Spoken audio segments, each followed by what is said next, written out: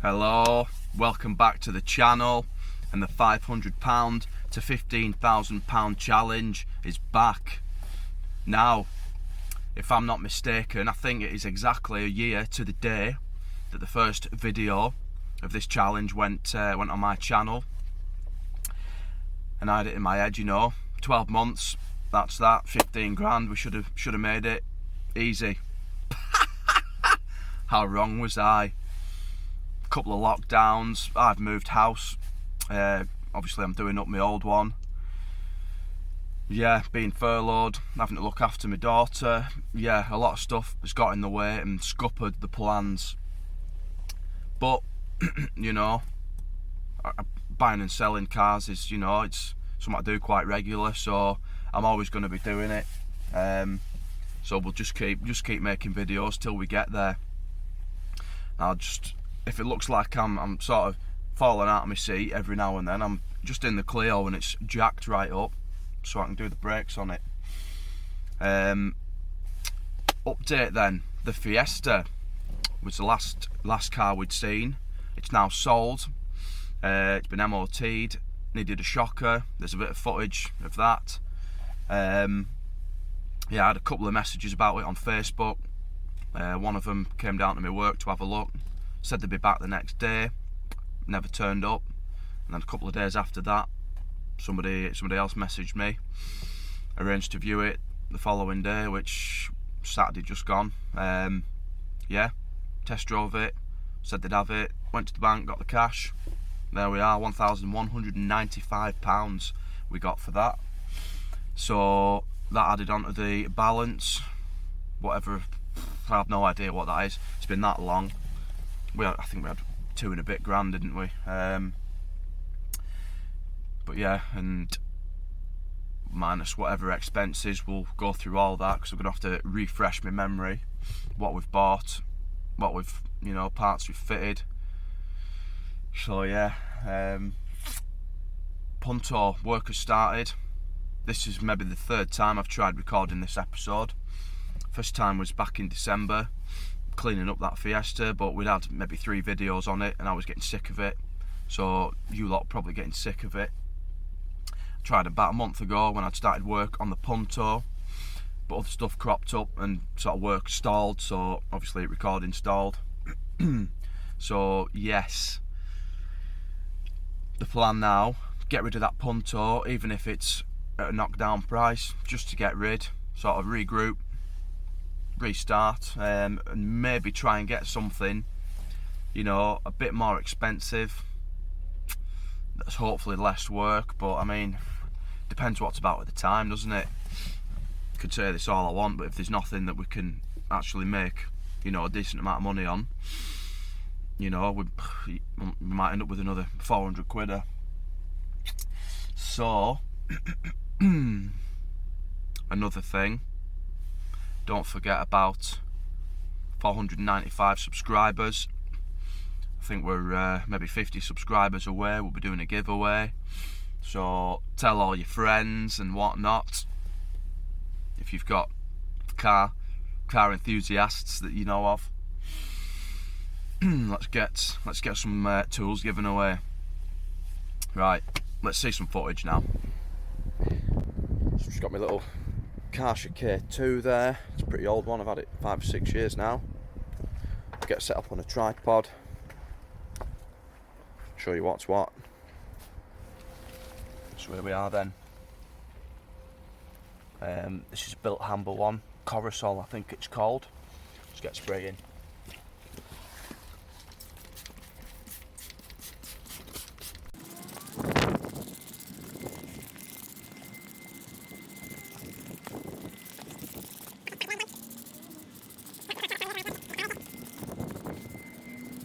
I've already done the wheels in the last time I cleaned it, did the wheels. I've done the passenger side, just waiting on some tar. I've had some tar remover turn up now, Angel Wax I think it was called.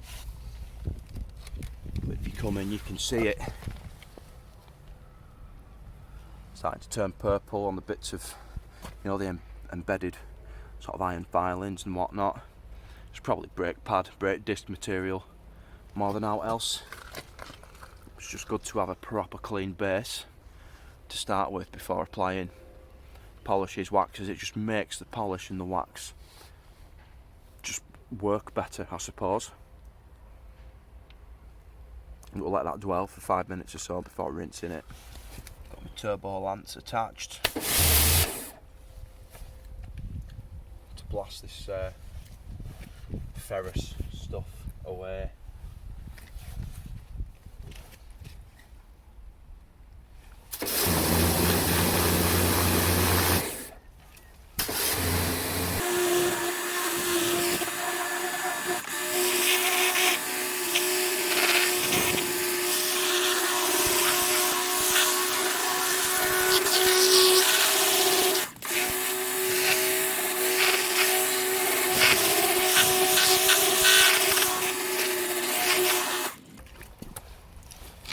Let's move on to the tar removal.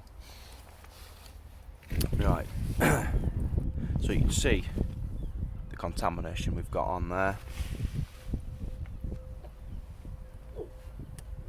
Yeah, stuck to the paint. It's usually just the lower section below this rubbing strip that'll have like the tar spots, or the major tar spots anyway. I think there's a couple of little bits here. We'll sort them out.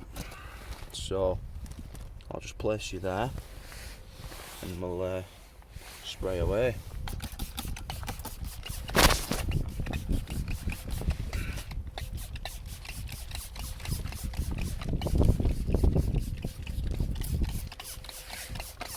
Just give it 5 minutes or so to do its thing, and then I've got a beater of a cloth. It's about ready for the bin, just to rub away at it when the time is right. Right, so it's been 5 minutes or so, and I'm just gonna sort of do an up and down, back and forth kind of motion. No heavy pressure required. I mean, we can spray a little bit more of this on the cloth if we want to.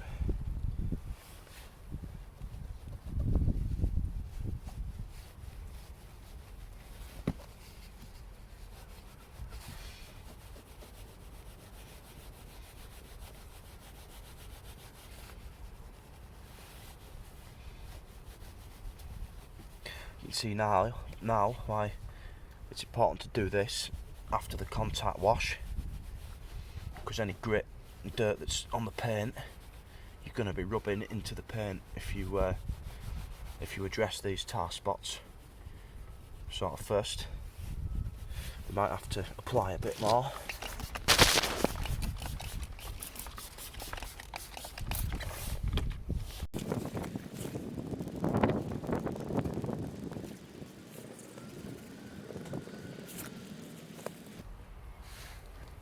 See that streak in there? It's probably about ready to come off.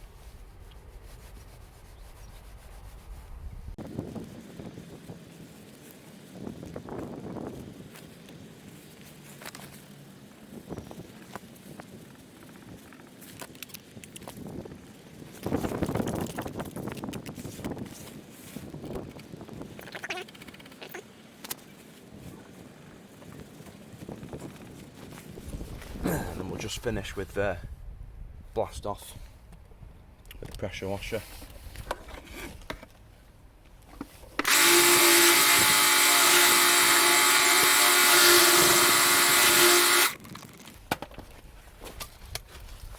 And hopefully you can see the difference before and after.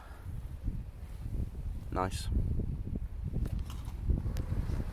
Right, so that's the chemical decontamination done.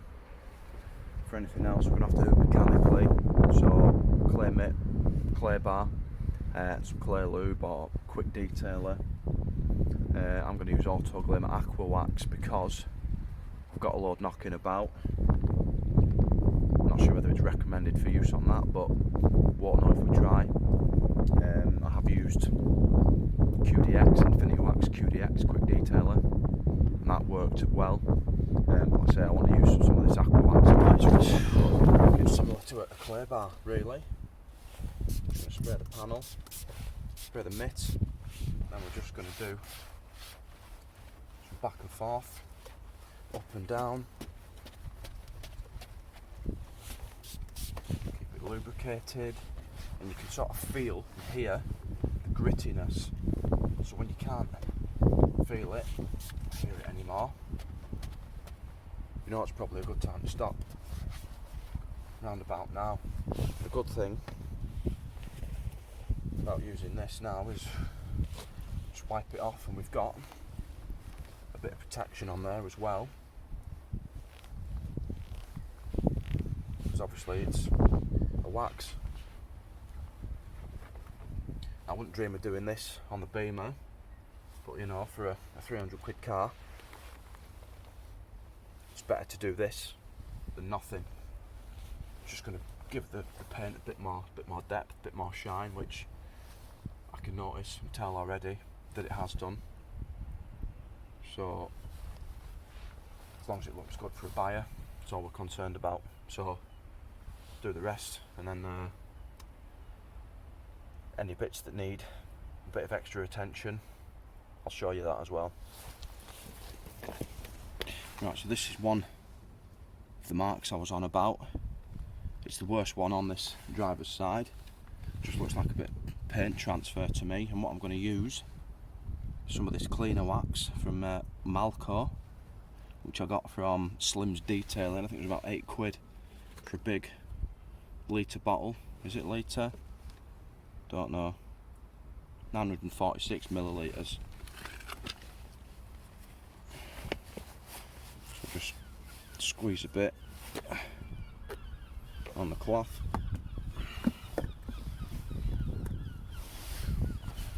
And then just work it. And hopefully it brings it out, which I think it is doing. Excellent.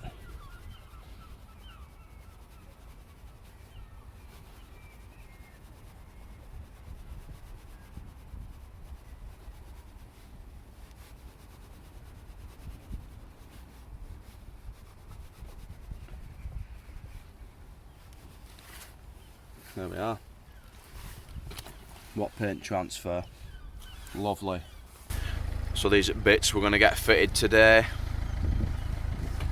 Fuel flap, steering wheel in much better condition, as you can see. Towing eye cover, there's a couple of chips on it. I'll just go over it with some sort of fine polishing compound. It's going to be much better than a hole in the bumper. Ambient air temperature sensor. And this, you may ask, if you have not watched, I'm going to do the giveaway when we get 495 subscribers. If you haven't seen what we're giving away, I'll link that video in the top corner. Give it a watch. And yeah, let's get started. Right. Well, this should just clip in. Lovely. Slightly different colour actually. I've got a feeling this bumper's been painted.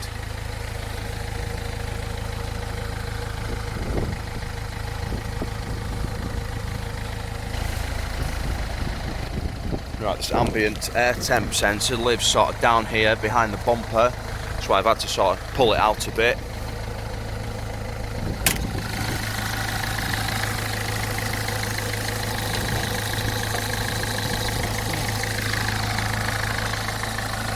We need to lift this bit of grill out, I think.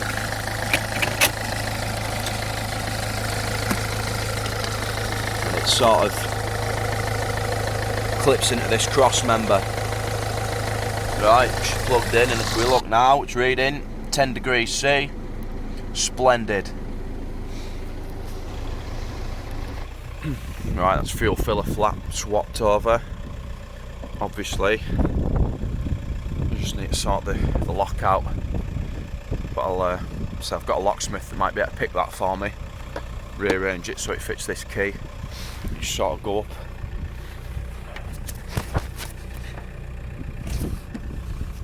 behind this arch liner. Some clips. Yeah, sorted.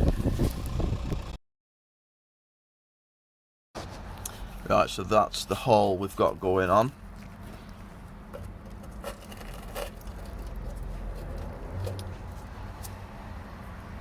And obviously fuel filler neck is there. And the vent, the tank ventilation is there. So we're going to have to drop it all to fucking weld it up. Right, so we've got 2 brackets, 4 bolts. They're all undone. The tank's sort of dropped at the back here. We've got a plug to take off. I'm going to have to take this vent off, probably from the other end. There's going to be a couple of pipes on top of that fuel pump. And then this big filler neck. And hopefully it should drop out. Fuel light's on, so it shouldn't be that heavy. Let's do it. Right, that's the fuel tank on the floor. Filler neck removed there as well. So hopefully we can see the hole more clearly.